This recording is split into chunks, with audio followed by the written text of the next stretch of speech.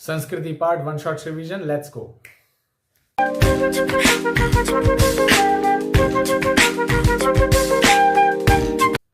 सभ्यता और संस्कृति दो ऐसे शब्द हैं जिनका उपयोग अधिक होता है, सबसे अधिक होता है, परंतु समझ में बहुत कम आता है। इनके साथ विशेषण लगा देने से इन्हें समझना और भी कठिन हो जाता है। कभी कभी दोनों को एक ही समझा जाता है कि सभ्यता और संस्कृति एक होते हैं, लेकिन आखिर में दोनों अलग अलग हैं। कैसे अलग अलग है? लेखक ने सुई धागे का आविष्कार का उदाहरण देते हुए इस बात को समझाया। क्या समझाया?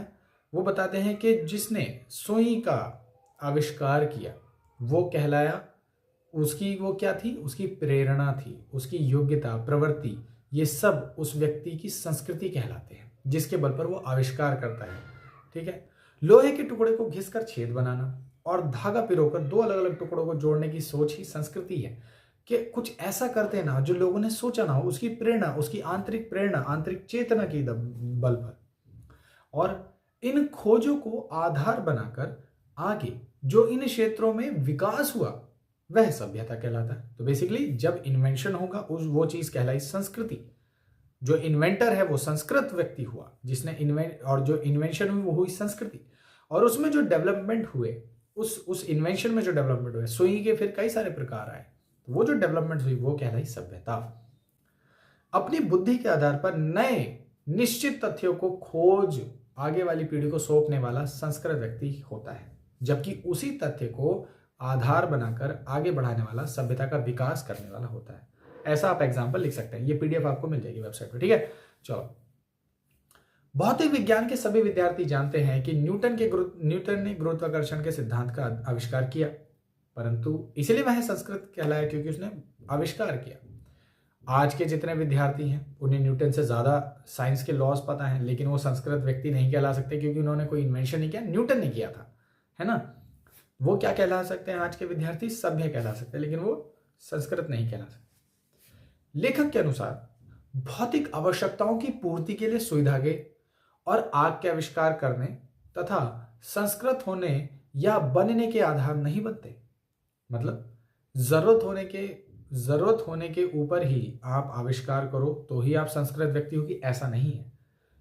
बल्कि मनुष्य में सदा बसने वाली जो सहज चेतना है, जो उसे सोने नहीं देती, जो तारों को देखकर, रात में चमकते हुए तारों भरे आकाश को देखकर सोचती है कि ये क्या है, पानी गीला क्यों है, नदियां समुद्र की तरफ क्यों बहती है, वो चेतना, वो सोच सकने वाली प्रवृत्ति, वो क्वेश्चन करने वाली प्रवृत्ति, वो मनुष्य को संस्कृत बनाती है।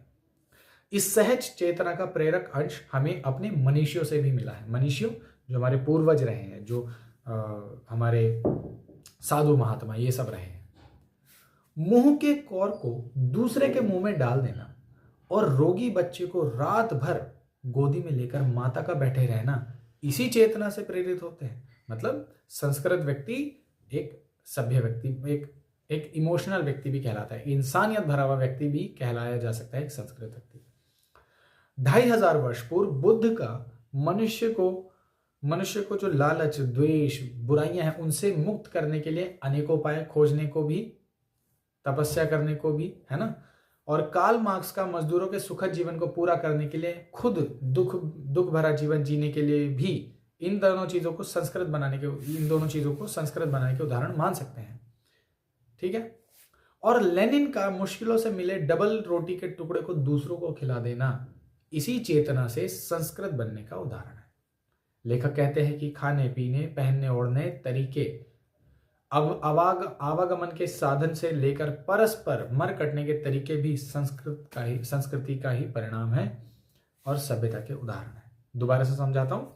लेखक कहते हैं कि खाने पीने, पहनने ओढ़ने, आवागमन के तरीके, ये सब और मारने काटने के सभी तरीके संस्कृति का ही परिणाम है और सभ्यता के ये सब उदाहरण है। मानव हित में काम न करने वाली संस्कृति का नाम असंस्कृति है। जैसे आपने न्यूक्लियर मतलब एटम्स को अलग करना आपने सीख लिया, लेकिन उससे आपने काम की चीजें बनाने की जगह आपने बम बना लिया, तो वो असंस्कृति हो गई, है ना। इसे संस्कृति नहीं कहा जा सकता। यह निश्चित ही असभ्यता को जन्म देती है। असंस्कृति असभ्यता को जन्म देगी।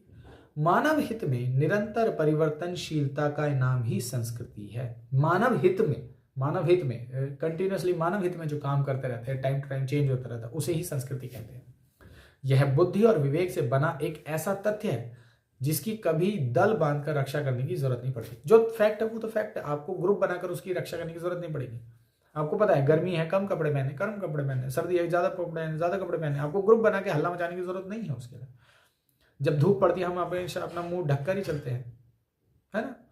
इसका कल्याणकारी अंश अकल्याणकारी अंश की तुलना में सदा श्रेष्ठ और स्थायी है। किसका? संस्कृति का। जो मानव सभ्यता या मनुष्य सभ्यता या जीव जंतुओं के लिए जो अच्छा कर्म करने की जो चेतना है, जो प्रेरणा है, वो अकल्याणकारी की तुलना में हमेशा श्रेष्ठ है और बेहतर है और स्थायी है। एग्जाम्पल, कितनी भी परेशानियां, कितनी भी सुनामी, कोविड, ये सब आने दो, उस वक्त कोई किसी का धर्म जात नहीं पूछता, सब एक दूसरे की मदद करता है। कहने का मतलब क्या है? आप कितना भी एक दूसरे से अलग कर लो, जाति पाति धर्म ऊंच नीच के नाम पर, लेकिन जब मुसीबत का समय आएगा तो सब एक दूसरे की मदद करेंगे बिना किसी जात पात पहचाने। हिस्ट्री में बहुत सारे एग्जाम्पल आप ढूंढ के देख सकते। आई होप आप लोगों को ये चैप्टर समझ में आया होगा। इतना सही चैप्टर, कुछ ज़्यादा बड़ी चीज़ नहीं है, ठीक है। कुछ भी समझ में आए कमेंट डाउन बिलो।